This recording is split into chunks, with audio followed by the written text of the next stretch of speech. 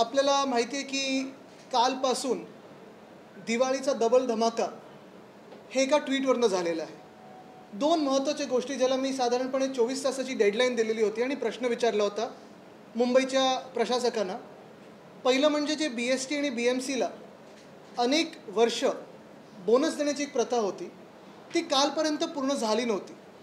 आपल्याला माहिती आहे सर्वांना की हे बोनस काही दिवसाच्या आधीच दिला जातो कारण दिवाळी साजरी व्हावी, चांगली साजरी व्हावी, सगळ्यांच्या घरोघरी सुख शांती आनंद यावं ह्याच्यासाठी हा बोनस दिला जातो. पण कालपर्यंत ज्या खोके सरकारने BMC आणि BSCच्या कर्मचाऱ्यांना विसरलेले होते त्याच खोके सरकारला एका ट्विटनी भाग पाडलं की बरोबर दुपारी लगेच बैठक बोलवायला लागली आणि संध्याकाळपर्यंत बोनस जाहीर करायला लागला. ही शिवसेना उद्धव बाळासाहेब ठाकरे या पक्षाची ताकद आहे. आणि साधारणपणे ज्या कामगारांनी BMCच्या कर्मचाऱ्यांनी मला हा मेसेज पाठवला होता की आदित्यजी अजून हे झालं नाही आहे काम, जरा आमच्या वतीने तुम्ही आवाज करा, आवाज उठवा आमचा, त्यांचे मी आभार मानतो आणि त्यांना देखील दिवाळीच्या शुभेच्छा देतो. दुसरी एक मागणी आपण जी त्या ट्विटमध्ये केलेली होती ती हीच होती की आपल्याला माहिती आहे मुंबईमध्ये साधारण 11 महिने मी एक विषय पकडून ठेवलेला आहे, धरून घेतलेला आहे, तो म्हणजे रस्त्याचा घोटाळा. मुंबईत मेगा रोड स्कॅम हा आपल्या माध्यमातूनच मला वाटतं साधारणपणे 15 जानेवारीच्या आसपास आपल्या प्रेस कॉन्फरन्समधून मी जनतेसमोर आणला होता. त्यावेळी देखील मी सगळ्यांना सांगितलं होतं की जे मुख्यमंत्री बोलतात, जे घटनाबाह्य मुख्यमंत्री बोलतात ते खोटं बोलत आहेत. कारण अनेक ठिकाणी ते खोटं बोलत आलेले आहेत. पण इथे देखील खोटं बोलत होते की 2 वर्षात आम्ही खड्डेमुक्त मुंबई करू आणि कॉन्क्रीटचे रस्ते करू. आपण पाहिलं असेल गेल्या ऑगस्टमध्ये म्हणजे ऑगस्ट 2022मध्ये 5,000 कोटीचे कॉन्ट्रॅक्ट्स हे साधारणपणे इश्यू झाले होते. मग ते रद्द केले कारण त्या कॉन्ट्रॅक्टर मित्रांना मुख्यमंत्र्यांच्या वाटलं की 5,000 कोटी फारच कमी आहे. मग त्यांची मागणी होती अजून एक 6,000 कोटीपर्यंत हे कॉन्ट्रॅक्ट नाही 1,000 कोटींनी वाढवा. ते झालं. आणि जानेवारीमध्ये जेव्हा हे टेंडर पूर्ण झाल्यानंतर आपली प्रेस कॉन्फरन्स झाली तेव्हा 2 महत्त्वाचे विषय आपण मांडले होते, लोकांसमोर आणले होते. एक म्हणजे ॲडव्हान्स मोबिलायझेशन 625 कोटीचं आणि दुसरं म्हणजे साधारणपणे 400 कोटीचा फायदा जो ह्या कॉन्ट्रॅक्टर मित्रांना मुख्यमंत्र्यांच्या होणार होता. हे दोन्ही विषय मांडल्यानंतर अर्थात BKCमध्ये एक मोठा कार्यक्रम घेतला गेला. तिथे भूमिपूजन झालं, वर्क ऑर्डर घाईघाईत दिल्या गेल्या. पण जानेवारीपासून 31 मेपर्यंत कामाची सुरुवात कुठेही झाली नव्हती. थोडीफार इकडे तिकडे झाली असेल तर, पण तशी कामाची सुरुवात जी व्हायला पाहिजे होती ती कुठेही झाली नाही. पण आपल्या प्रेस कॉन्फरन्सेसमुळे, तुमच्यामुळे, प्रेसनी हा विषय धरून घेतल्यामुळे आपण पाहिलं असेल 625 कोटी ॲडव्हान्स मोबिलायझेशनचे आणि 400 कोटी जे फायद्याचे होणार होते त्यांना 8% 9% जे काही मिळणार होते ते सगळे रद्द केले गेले. म्हणजे आपल्या प्रेस कॉन्फरन्सच्या माध्यमातून तुमच्या सहकार्याने मुंबईच्या आपण 1,000 कोटी तिथेच वाचवलं. आता परिस्थिती अशी झाली की पावसाळा निघून गेला. पावसाळ्यानंतर कामं सुरू झाली पाहिजेत पण कामं होतच नाहीत. म्हणजे एक बघा तुम्ही, मी मागच्या प्रेस कॉन्फरन्समध्ये पण सांगितलं होतं की 21-22 वर्षाचे जे कामं आहेत 2,500 कोटीची त्यांना देखील सुरुवात कुठेच झालेली नाही आहे. कारण सगळीकडे कामं थांबवायला सांगितलेत कारण ही कामं चालू नाहीत आणि ही कामं चालली आहेत असं कुठेही वाटायला नको.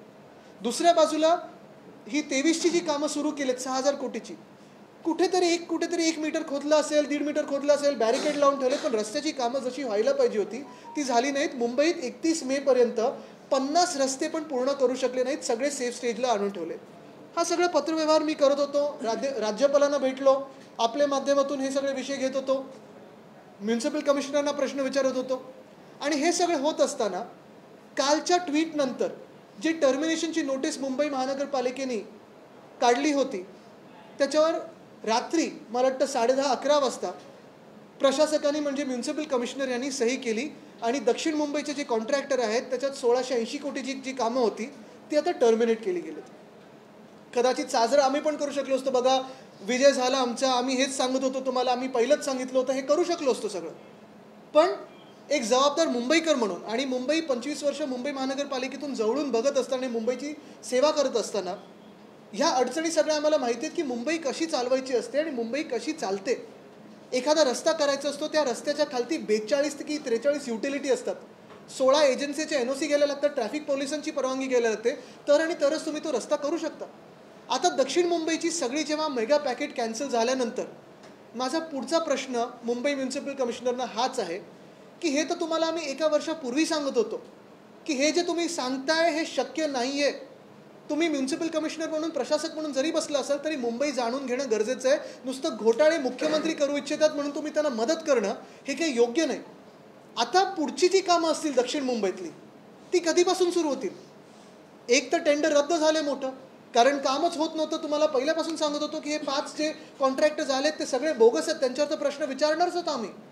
पण आता दक्षिण मुंबईतली कामं रद्द झाल्यानंतर किती दिवसात पुढचं टेंडर येणार? तुम्ही मोठ्या कॉन्ट्रॅक्टरकडे जाणार की जुने कॉन्ट्रॅक्टर्स त्यांच्याकडे जाणार? कामं न होण्याची जबाबदारी कोणाची? अधिकाऱ्यांची असणार की कॉन्ट्रॅक्टर्सची असणार? खरं तर दोघांची असायला पाहिजे. आणि मग हे टेंडर कधी निघणार? कारण आता बघा, नोव्हेंबर तर पूर्ण अर्धा तर निघून गेला. आता साधारणपणे मुंबईत काम करण्याचा सीझन जो असतो, फेअर सीझन, तो 1 ऑक्टोबर तो 31 मे असतो. ऑक्टोबर निघून गेलाय, नोव्हेंबर अर्धा निघून गेलाय, टेंडर येईपर्यंत डिसेंबर निघून जाईल. आणि मग कामं सुरू तरी कधी होणार की पुढच्या पण पावसाळ्यामध्ये ज्या रस्त्यांवर ह्या वर्षी खड्डे पडलेले तिथे परत खड्डे पडणार?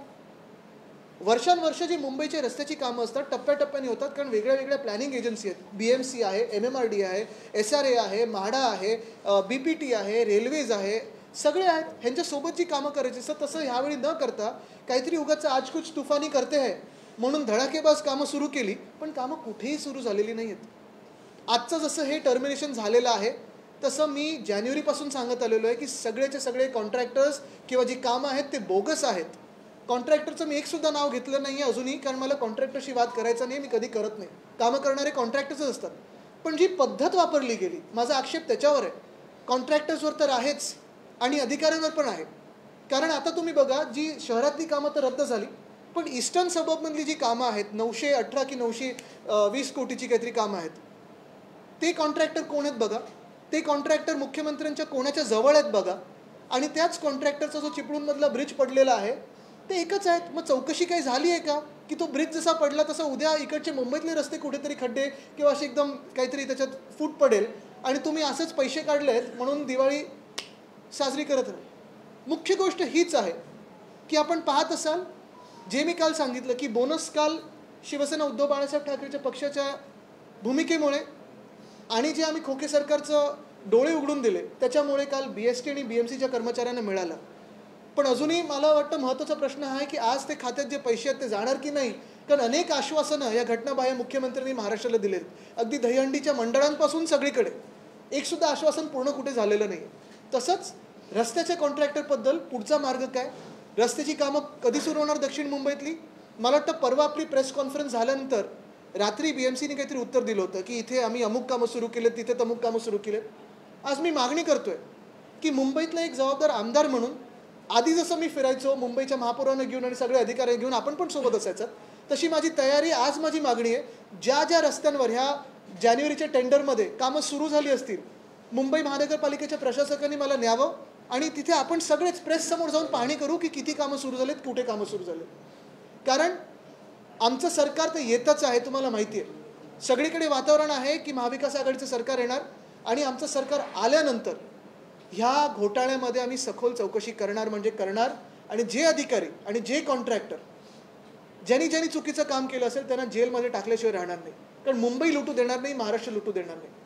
आणि आपण हेच पहा, प्रत्येक ठिकाणी आता स्ट्रीट फर्निचरचा जो पण घोटाळा आहे त्याच्यात मी पुन्हा एकदा बोलणारच आहे आपल्या माध्यमातून. पण तिथे देखील आता थोडा प्रयत्न असा सुरू झाला आहे की शेड्यूलवरचे आयटम्स घ्यायचे, नॉन शेड्यूल आयटम्स बाजूला करायचे आणि 22 कोटीचं कॉन्ट्रॅक्टरला पेमेंट झालेलं असं मला कळण्यात आलं आहे स्टॉपवर्क देऊन. ह्या धक्कादायक गोष्टी आहेत. खरं तर ह्या गोष्टी आपल्या देशात झाल्याच नाही पाहिजेत, पण हा सरळ सरळ भ्रष्टाचार आहे. जसं मी सतत सांगत आलो आहे, कर्नाटकामध्ये जनतेने उत्तर दिलं एका भ्रष्ट सरकारला, मध्य प्रदेशमधलं भ्रष्ट सरकार आता तिकडची जनता घालवेल, तसं महाराष्ट्रातलं पण भाजप प्रणित जे सरकार आहे, घटनाबाह्य खोके सरकार, ती जनता घालवल्याशिवाय राहणार नाही. आज पहा ना तुम्ही की जिथे जिथे आम्ही स्कॅमचे जे काही विषय घेतलेत, कुठे ना कुठेतरी भाजपचं कोणतरी एखादा नगरसेवक, माजी नगरसेवक, आमदार पत्र देतात आणि सांगतात बघा आम्ही केलं. ठीक आहे, तुम्ही करा, पण हिंमत असेल तर ह्या सरकारचा पाठिंबा काढा. म्हणजे एका बाजूला जे करायचं ते करायचं, खोके सरकार चालवायचं, पूर्णपणे पाठिंबा द्यायचा, महाराष्ट्र लुटायचा, महाराष्ट्राला संपवण्याचा प्रयत्न करायचा आणि दुसऱ्या बाजूला श्रेयवादत पडायचं. मला वाटतं त्याच्यात मी काही जास्ती जाणार नाही. पण आमचं काम हे लोकांसमोर आहे आणि पुढचे पण जे 4 कॉन्ट्रॅक्टर्स आहेत, कारण ह्या कॉन्ट्रॅक्टर जो दक्षिण मुंबईचं जे कॉन्ट्रॅक्टर होते, ब्लॅकलिस्टिंग होणार की नाही, पेनल्टी भरणार की नाही. बरं, असं मला कुठेतरी सांगितलं गेलं आहे की पेनल्टी पण जी घेणार आहेत ह्या कॉन्ट्रॅक्टर्सकडून ती BMCचं पेमेंट झाल्यानंतर त्याच्यातून पेनल्टी कापणार आहे. मग नक्की कोणाला दंड तुम्ही मारताय? आमच्याच जनतेच्याच खिशावर पैसे दंड मारताय तुम्ही. खरं पेनल्टी ही कॉन्ट्रॅक्टरच्या खिशातून आली पाहिजे. ह्याच्यावर म्युन्सिपल कमिशनर बोलणार आहेत की नाही हा एक मोठा प्रश्न पडतो. बरं, हा जसा एक मोठा प्रश्न आपल्या डोळ्यासमोर आहे मुंबईकरांचा, जो रस्ते असतील त्याचा, तसा दुसरा मोठा प्रश्न, आणि आपण पण मला वाटतं काही लोकांना सर्दी झाली आहे, इथून मला काही आवाज येतात, काही लोकांना खोकला झाला आहे. हा मोठा प्रश्न झाला आहे, गंभीर प्रश्न झाला आहे. मुंबईत प्रत्येक व्यक्तीला ॲलर्जी, सर्दी, खोकल्याचा त्रास होतो आहे. कुठच्या ना कुठच्या तरी व्यक्तीला ह्या धुळीचा त्रास झालेला आहे. प्रदूषणावर सतत आम्ही काम करत आलो. महाविकास आघाडी सरकार असताना आपल्याला आठवत असेल, आरेचं आम्ही 808 एकरचं जंगल केलं मुंबईत. मुंबईने ठाण्याच्या मध्ये जो ठाणे क्रिकेट तिथे रामसर साईट केलं. अनेक गोष्टी आपण फॉरेस्टेशन करत होतो, अर्बन फॉरेस्ट करत होतो, EV पॉलिसी आणली.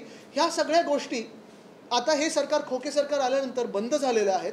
आणि पर्यावरण मंत्री देखील महाराष्ट्राला नाही आहेत. ही गंभीर बाब आहे. आज पहा तुम्ही, आपल्यातून कितीतरी लोक ट्विट करतात, रिपोर्ट्स लिहितात, बातम्या करतात, पण पर्यावरण खात्यातून किंवा पर्यावरण मंत्री म्हणून कोणी आपल्याला या खोके सरकारमधून उत्तर दिलंय का? आज जशी हालत मुंबईची झालेली आहे, सगळीकडे आपण बघताय धुकं धुकं धुकं, स्मॉग सगळीकडे दिसत आहे. आणि मग म्युन्सिपल कमिशनर असेल, कोणी असतील, कुठची कारणं देत असतात की आता कचऱ्यामुळे झालं, कचरा कोण जाळताय, अमुक जाळतंय, तसं जाळतंय. ही सगळी कारणं खोटी आहेत. ह्याच्यात आम्ही देखील काम केलेलं आहे. मुंबई क्लायमेट ॲक्शन प्लॅन बनवलेला आहे. त्या मुंबई क्लायमेट ॲक्शन प्लॅनप्रमाणे आम्ही काम देखील करत होतो. एक स्पष्ट कारण ह्याच्यात एवढंच आहे की जे कन्स्ट्रक्शन सुरू आहे बिल्डर्स आणि कॉन्ट्रॅक्टर्सचं, त्या बिल्डिंग आणि कॉन्ट्रॅक्टिंग साईटमधून ही सगळी धूळ येत आहे.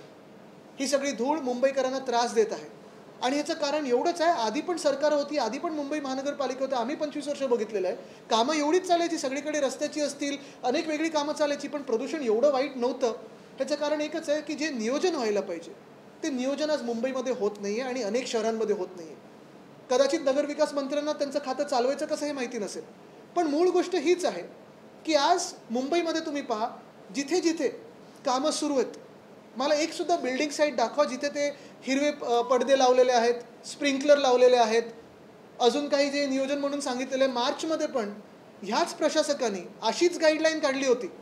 काही झालं त्या गाईडलाईनचं? कुठेही दिसली तुम्हाला गाईडलाईन? कुठेही नाही दिसली.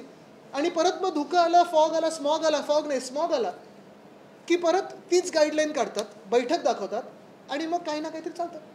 पण ज्या मुंबईमध्ये पालकमंत्रीच एक बिल्डर आहेत, त्यांच्याकडून काय अपेक्षा ठेवायची आम्ही तरी? हा मोठा प्रश्न झालेला आहे. मग आज मला वाटतं मेट्रोचं काम थांबवलं, उद्या कुठच्या तरी फ्लायरचं काम थांबवतील. पण ही जनतेची कामं थांबवण्यापेक्षा मी या खोके सरकारला आग्रह करीन की थोडी तरी हिंमत दाखवा आणि जे बिल्डर आणि कॉन्ट्रॅक्टर तुमचं सरकार चालवत आहेत ना, त्यांची कामं थांबवण्याचा प्रयत्न करा.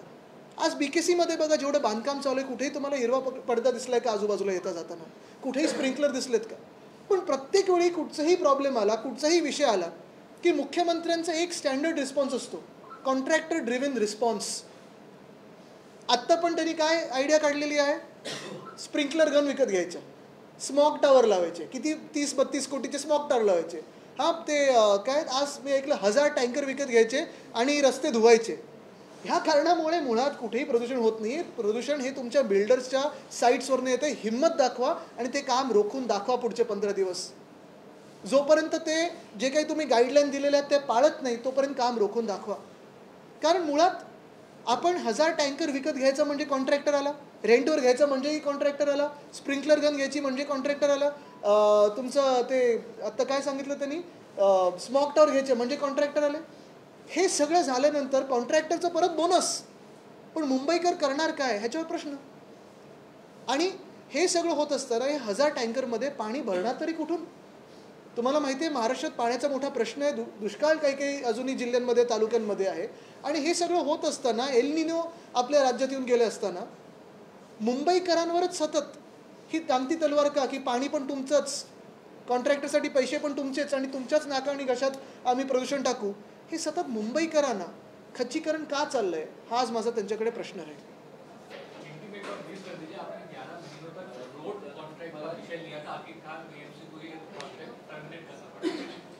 बिल्कुल. कल आपने देखा होगा मैंने एक ट्वीट किया था, उसमें मैंने 2 मांगे रखी थी. पहली मांग तो यही थी कि जो हमारे BMC और BST के कर्मचारी हैं उनको जो दिवाली का बोनस दिया जाता है, इस साल खोके सरकार भूल गई थी उनको, तो बोनस दिया जाए. तो मेरे जैसे ही ट्वीट आए वैसे ही आप सभी ने उसको दिखाया, उस ट्वीट को दिखाया और लगभग 6-7 घंटों में ही बोनस डिक्लेयर किया गया। वैसे ही दूसरी मेरी मांग थी कि जो एक कॉन्ट्रैक्टर है साउथ मुंबई के, दक्षिण मुंबई के, यानी वो कॉन्ट्रैक्टर तो रहते नहीं, लेकिन वहाँ के कॉन्ट्रैक्ट्स मिले, लगभग 1600 करोड़ के मिले उनको कॉन्ट्रैक्ट्स, उनके कॉन्ट्रैक्ट टर्मिनेट किए जाए, ऐसी फाइल बीएमसी के अधिकारियों ने म्यूनसिपल कमिश्नर के डेस्क पे रखी थी। तो भी वो झिझक रहे थे कि साइन करूँ कि नहीं करूँ, साइन करूँ कि नहीं करूँ, बॉस क्या कहेंगे, डेप्यूटी बॉस क्या कहेंगे, दूसरे डेप्यूटी बॉस क्या कहेंगे, इसमें ही उनका मन पूरा व्यस्त था। तो मैंने थोड़ी स्पष्टता लाई उनके मन में और मैंने कहा कर ही दीजिए साइन, अभी तो पूरा काम तो हो चुका है, रास्तों का काम तो बंद है, तो फाइल पे साइन कर दीजिए। तो कल एक टर्मिनेट हो गए। लेकिन जो दूसरे अन्य 4 कॉन्ट्रैक्टर्स हैं मुंबई में जिन्होंने कामों को शुरुआत नहीं की है, उनको भी ब्लैकलिस्ट किया जाए, ये मेरी मांग रहेगी। इन्वेस्टिगेट किया जाए, क्योंकि मैं लगभग 11 महीने से बोल रहा हूँ कि ये जो काम है रास्तों का, वो स्कैम है, स्कैम है, स्कैम है। और जैसे ही स्कैम, जैसी भ्रष्ट सरकार वहाँ भाजपा की कर्नाटका में थी और मध्य प्रदेश में है, दोनों जाने वाली है, वैसे ही यहाँ की जो मिंदे भाजपा की जो सरकार है वो भी जल्द जाएगी। एयर क्वालिटी से जूझने के लिए सीएम ने कई निर्णय लिए, टैंकर, स्प्रिंकलर्स, क्या कहना है? नहीं, सीएम अगर आप देखें तो जो इलीगल सीएम है उनका हर एक रिस्पॉन्स किसी भी विषय को लेकर हो तो कॉन्ट्रैक्टर ड्रिवन रिस्पॉन्स रहता है।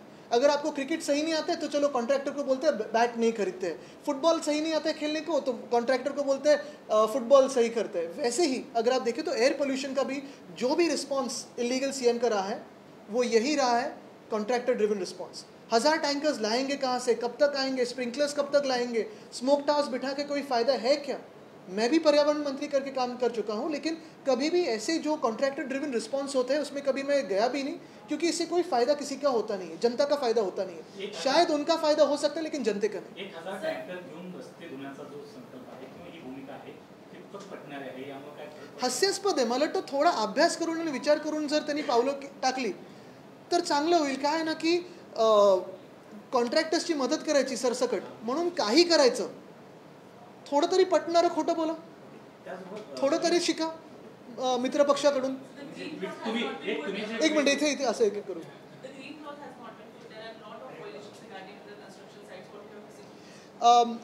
The air quality in Mumbai has been terrible, and if you see, right from January this year, the BMC has issued multiple guidelines on air quality management. None of those guidelines are followed, and every time there is smog in our city, there is terrible air quality, the BMC comes together and tries to help a new contractor. The illegal CM has been wanting to push his contractor friends all across the board. Today, if you see, every response to any issue is a contractor-driven response. Sprinklers, smog towers, buying 1,000 or renting 1,000 tankers. Where will the water come from? We are already facing a drought. In that, you want to use water. You want to help contractors by renting or buying tankers. Instead of this, I will urge the Khoke Sarkar to actually show some effort, show some strength, and stop the works of all those errant builders who have been violating these guidelines. I will also urge all the citizens to actually click pictures and tag the BMC and send it to the BMC Municipal Commissioner's house or his office to show where all the buildings in their neighborhood are not following the guidelines. रस्ते काम कंत्राट जे terminate केलेलं दक्षिण मुंबईचं, त्यानंतर कुठेतरी credit घेण्याचा प्रयत्न भाजपचे माजी नगरसेवक मकरंद नार्वेकर यांच्याकडून होत होता, कारण त्या संदर्भात त्यांनी पत्र ट्विट केलं। मला वाटतं ह्याच्यात स्ट्रीट फर्निचरमध्ये पण असेल, इथे पण असेल, मी नाव न घेता सांगेन की काही त्यांच्या पक्षातले लोक श्रेयवादासाठी प्रयत्न करतात। आता काय तसं राम मंदिरमध्ये पण त्यांनी केलेलंच आहे, सुप्रीम कोर्टाचे निर्णय श्रेय ते घेतात। पण मुळात हीच गोष्ट आहे की हेच बघायला पाहिजे की जर एवढं त्यांना वाटत असेल की भ्रष्टाचार सुरू आहे, सरकार बसवलं कोणी, पक्ष फोडला कोणी, परिवार फोडला कोणी, आशीर्वाद कोणाचे त्या सरकारवर, काळा पाठिंबा या सरकारमधून बाजूला व्हा, हिंमत दाखवा। पक्ष म्हणून भूमिका घेत नाही पण श्रेयवादासाठी पत्र टाकतात, ही काही भूमिका कुठच्या पक्षाची होऊ शकत नाही। एक मिनिट, असं असं तुमच्या विषयापेक्षा जरा वेगळा विषय, आज मातोश्रीवर उद्धव ठाकरेंनी नेत्यांची बैठक आयोजित होती, काही महत्त्वाचे निर्णय झाले पक्षाच्या दृष्टीनं, तुम्ही माहिती देणार असं कळलं? नाही, मी आज बैठकीत नाही, पण निर्णय घेतले? वाईट बोलला मी आत्ता बॅट टाकणार नाही, कारण नाही दिनेशजी, कसं आहे की हे दोन विषय जे आहेत ते महत्त्वाचे आहेत। आमच्या नेत्यांच्या बैठकीत अनेक विषयांवर चर्चा झाली, या जनतेच्याच विषयावर चर्चा झाली, पण महत्त्वाची गोष्ट हीच आहे की आज मुंबईमध्ये रस्ते होणार की नाही पुढच्या 1.5-2 वर्षात, हा प्रश्न मोठा एक उभा राहिलेला आहे। आणि दुसरं म्हणजे प्रदूषण। तर त्याच्यावर आज ही महत्त्वाची प्रेस कॉन्फरन्स घेतलेली आहे.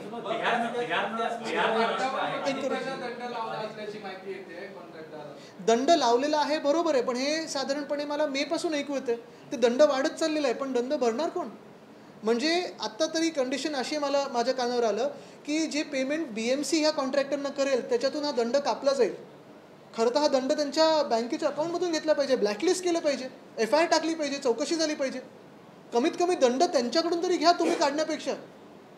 म्हणजे दंड लावता आणि दंडवट घालता, हे कुठचं प्रकार झाला? तुम्ही वारंवार उल्लेख करतात की बोगस टेंडरिंग. बोगस टेंडरिंग म्हणजे नेमकं काय होतं? बोगस टेंडरिंग म्हणजे आपल्याला आठवत असेल त्यावेळी मी ब्लॉग पण लिहिला होता. 5 कॉन्ट्रॅक्टर्स मोठे आणले आणि 5 कॉन्ट्रॅक्टर्सना 5 पॅकेट्स दिले मुंबईचे. त्याच्यात बरोबर प्रत्येक कॉन्ट्रॅक्टर जो जिंकला आहे कॉन्ट्रॅक्ट त्याला 7 ते 9% जिंकायला दिलेला आहे, जो हरला त्याला 9 ते 13% दिलेला आहे, आणि प्लस त्याला 18% वेगळा GST आणि 8% वेगळा बेनिफिट दिलेला आहे. हे लोकांसमोर हे ओपन शॉट केस आहे करप्शनची. ही करप्शनची ओपन शॉट केस आहे. पण हे असं कोणी कोणी पत्र टाकण्यापेक्षा चॅलेंज देतो, सरकारमधला पाठिंबा काढा. बिहारमध्ये नितीश कुमार सरकारनं आता 50% पेक्षा जास्त आरक्षण देण्याचा निर्णय घेतला. महाराष्ट्रात देखील तसं व्हायला पाहिजे आणि मराठ्यांना आरक्षण दिलं गेलं पाहिजे का, काय नाही? त्याच्यावर मला वाटतं उद्धव साहेबांनी भूमिका मांडलेली स्पष्टपणे, पण आज ह्या 2 विषयावर मी मांडीन, त्याच्यावर वेगळं आपण बोलूच.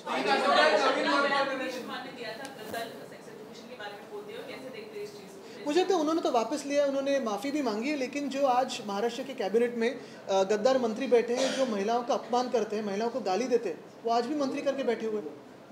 तो भाजपा को क्या न्याय बनता है कि उस पर बात करें? तो यही बात है, किसी भी महिला पे कोई भी कुछ शब्द बोले तो वो उसकी निंदा होनी चाहिए. लेकिन हमारे महाराष्ट्र के कैबिनेट में ऐसे भी लोग हैं जिन्होंने गाली गलौज की है, TV पे की है, गालियाँ दी है, आज मंत्री बन के घूम रहे.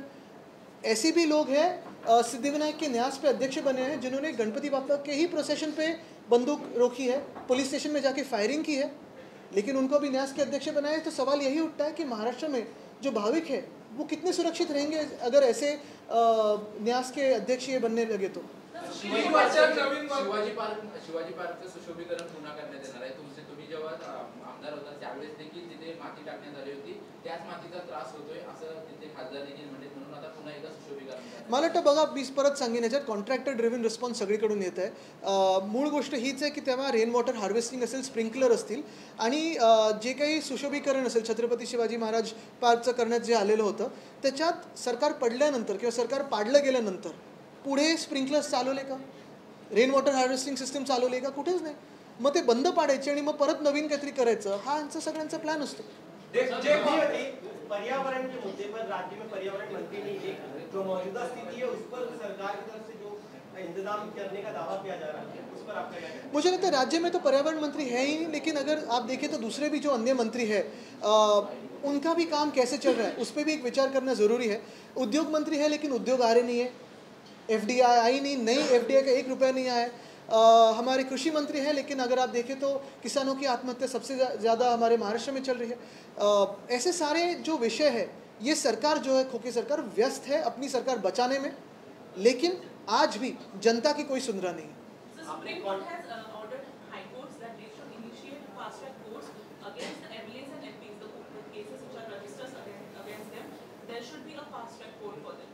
I would have to read into this, but we're hoping for a fast-track decision from the tribunal in Maharashtra on our case as well.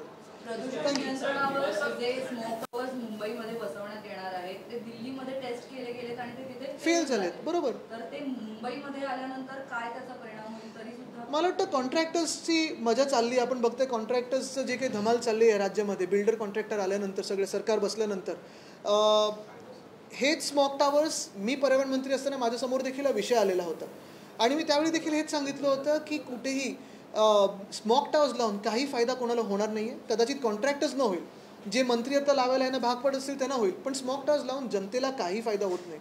कारण हे स्मॉक कुठे असं पकडला जात नाही, जे सोर्स आहे त्याला टार्गेट करा. टार्गेट म्हणजे नुसतं धरपकड नाही, तर काहीतरी त्याला एक नीट नियोजनबद्ध कार्यक्रम चालवला पाहिजे. जसं मी सांगितलं की जे बिल्डर्स असतील, ज्यांचे साईट्स चालू आहेत, जिथे धूळ अजून तुम्हाला दिसते किंवा जे कोणी पाळत नसतील जे काही तुम्ही गाईडलाईन्स दिले, त्याच्यावर कारवाई करा, त्यांना भाग पाडा ते लावायला. पोलीस प्रशासनावरती आणखी प्रश्नचिन्ह होत आहे. तसं ललित पाटीलला रुग्णालयामध्ये सेवा पुरवली पोलिसांकडून, तसंच आणखी एक व्हिडिओ व्हायरल होतो त्यामध्ये पोलीस पैसे घेऊन काही वस्तू या कैद्यांना पुरवतात, असा एक व्हिडिओ व्हायरल झाला. ज्या राज्यामध्ये सिद्धिविनायक मंदिराच्या न्यासावर किंवा त्या ट्रस्टवर अध्यक्ष म्हणून एका अशा व्यक्तीला बसवतील जिथे त्यांनी बंदूक गणपती बाप्पाच्याच मिरवणुकीत रोखली भाविकांवर, मुंबईकरांवर, दादरकरांवर, पोलीस स्टेशनमध्ये जाऊन फायरिंग केलं, त्यांच्यावर आर्म्स ॲक्टची केस झाली, ती गोळी आली हे पण पोलिसांनी सांगितलं, नुसतं गृहमंत्र्यांनी काय सांगितलं यांनीच फायर केली की नाही हे माहिती नाही. आता एवढं जर पोलिसांचे तुम्ही हात बांधून ठेवत असाल आणि त्यांना अध्यक्ष करत असाल तर अशा राज्यामध्ये न्याय तरी काय अपेक्षित करायचं आपण? तर पोलिसांचे हात बांधलेले आहेत आणि पोलिसांच्या मागे किंवा पोलिसांना कोण चालवत आहे? तसंच मी त्यावेळी पण बोललो ना, जालनामध्ये लाठीचार्ज करायला कोणी लावला? जनरल डायर कोण आहेत? तसंच दुसरे जनरल डायर तुम्ही आता त्या सिद्धिविनायक टेम्पल ट्रस्टवर बसवलेत. तुम्ही बघा, विचार करा, मुंबईसारख्या शहरामध्ये, दादरसारख्या मतदारसंघामध्ये गणपती बाप्पाच्या मिरवणुकीत जी व्यक्ती, जी जबाबदार व्यक्ती, जे आमदार आहेत, गद्दार जरी असले तरी आमदार आहेत, त्यांनी बंदूक धरली, हे टी व्हीवर दिसले, तुम्ही सगळ्यांनी दाखवलंय. अशा व्यक्तीला तुम्ही अध्यक्षाचे त्या न्यासाचे अध्यक्ष करू शकता? मग काय अपेक्षा करायची?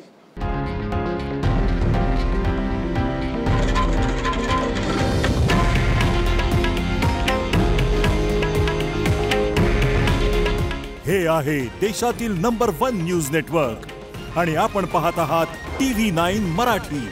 काळजी तुमची, हित महाराष्ट्राचं.